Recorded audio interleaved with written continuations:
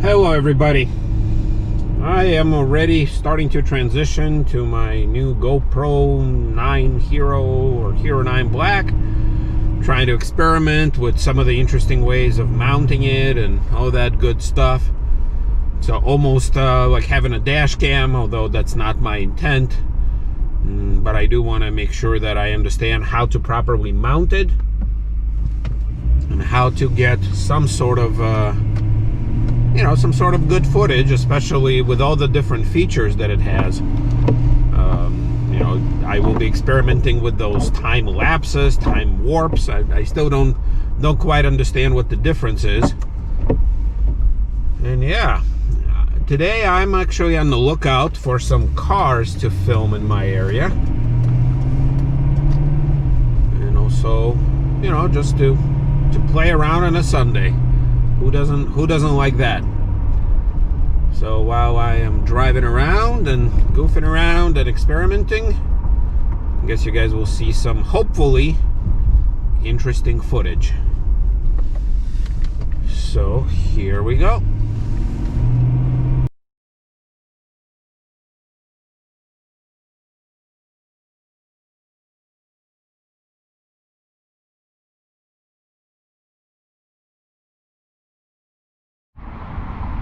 Alright everybody, so I am revisiting this lot like I promised I would, although I said that I would do it when the ground is a little less soupy, and it rained after just a couple days here, so it's still not the best, but I kind of scoped it out. There doesn't seem to be anybody here, and although I was really hoping to find like some old Buicks or Cadillacs or something, the closest I got was there's an Impala over there, but maybe I'll come visit it.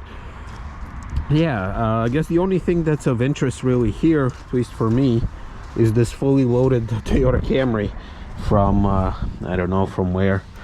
Let's see, from an 05, if you can see it. So, yep, I reviewed like the basic Camry some time ago, and I guess just interested in seeing what are the little extra luxury pieces you get. So leather, little wood trim, little cubby. Oh, surprisingly it still has some battery. There you go, some extra wood bits, heated seats. Oh, I see, got the key. See how many miles. How many miles? 278,000. Wow, a lot of miles. A lot of miles. Yep, and it ends up in a place like this. Plasto wood. But still, see, somebody forgot their house key. I'm learning how to use my little GoPro. I guess GoPros are a bit less, I guess they're a little more disarming, I guess. There's been a lot of cases where people with, who film with a cell phone, they get attacked. We've all seen how people react cell phone videos and stuff. So me being with a little tiny GoPro, I guess maybe that's a little bit better. Oh, here's a car from CarMax. Interesting. So, and I am kind of sort of on the lookout for anybody who might come in, but I'm trying to be safe in places like this, because I never know what's gonna come my way or who. Or look at that, there's a new Ram truck. So anyway, see, somebody did just come in, so we'll see.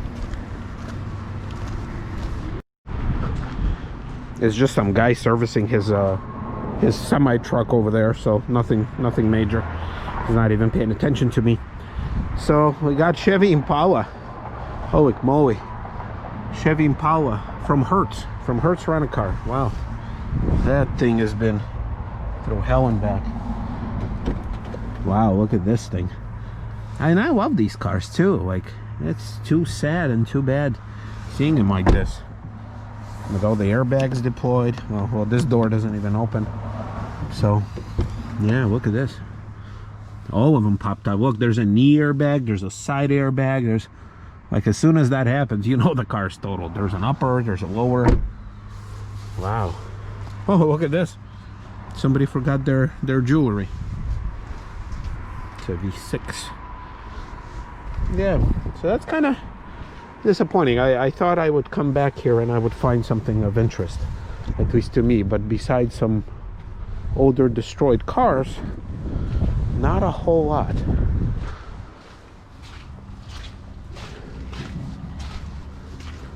Wow, that's a lot of crap. Literally. Let's see, what do we have here? More Toyotas. Yeah, this place, for some reason, they love their Toyotas and Lexuses too. Lexi. Oh, here's an Acura. Some jet skis for some reason. What is this? TSX. So this is like a Japanese Camry. Oh, not a Camry. What am I saying? A Accord. Look. Look, it looks like a tiger went through here. Holy moly. Oh, the smell. The smell is just divine. Oh, okay. Yeah, there's I can tolerate a lot of stuff. Dirt, you know, even cigarette smoke. But that moldy whatever smell, yeah, can't do. Can't do. And then whatever that is. Ugh. Okay. So I'm gonna go to the front of the house because this is like their back. Once again, I have no idea what they're doing here. Who are they doing back here? I'm gonna try and check out something else. All right, so over here they also have some interesting stuff here. And look at this Nissan Juke all-wheel drive. Why are people so interested in these tiny little crossover things? It's like, what do you get? Like, they have a whole lane of them here. Obviously that's what people are buying these days. So it's a 2016 Juke. Looks kind of odd. It's actually quite low to the ground. It's up to like my chin, you know, and I'm only 5'11". And then what do you get inside here? Besides a pretty strong smell of weed. The smell of weed is really nice in here. I mean, it's nicely masked weed, but weed nonetheless. Looks like a motorcycle, you know, gas tank. Some USB stuff, a tiny little display. No sunroof, cloth seats. This is like their base model. You have some very base controls here. Yeah, I don't understand. What's the allure? The rear is tiny. I'm not jumping in there. And then I'm pretty sure the trunk is tiny too.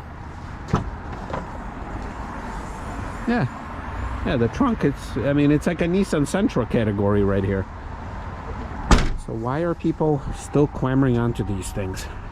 Is just to say that I drive an SUV, that I can go in the snow? I don't know. And besides, it's not even that high up. I don't know. So anyway, there's one other interesting thing up front here, which I haven't really seen a lot of. It's this Buick. This particular model, it's a Buick Cascada. And yeah, it's still got the plates on there. Looks like it's a single exhaust with some corrosion. I don't know, it's the trunk. I don't know if it's unlocked. I don't even know how to unlock it. I thought you push on it or something. Oh, there you go. Okay, there is no trunk. With the top, I guess you can pull on this to do something with it. I'm not gonna mess around with it. Once again, it's not my car. It looks like you can drop the seats. But look at this. I always found it hilarious. And I've seen it in some reviews that where you lift the trunk, there's a secondary set of tail lights because the regulations say you can't have, you know, headlights or tail lights on a movable panel. So they had to incorporate these other backup lights and brake lights so people could see you at night if you have your trunk open. So that's kind of interesting.